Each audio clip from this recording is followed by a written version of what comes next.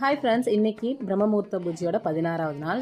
இன்னையிலேருந்து திருப்பாவையோட விளக்கம் நான் உங்களுக்கு ஒவ்வொன்றா சொல்கிறேன். ஸோ இன்னைக்கு 3 மணிக்கெல்லாம் தீபம் ஏற்றிட்டு கோயிலுக்கு கிளம்பியாச்சு. இன்னைக்கு ஃபஸ்ட்டு பாட்டோட விளக்கம் என்ன அப்படின்னு சொல்லிட்டு பார்த்தீங்கன்னா, மார்கழி மாதம் அப்படின்னாலே பௌர்ணமி நாள்னு சொல்லுவாங்க.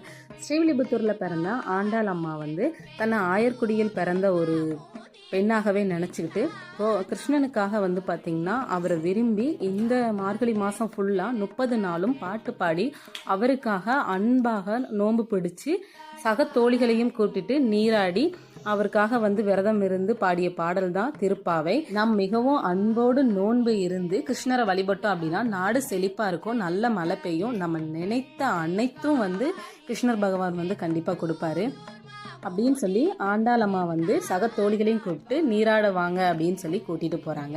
ஸோ இதுதான் ஃபர்ஸ்ட் பாட்டோட விளக்கம்.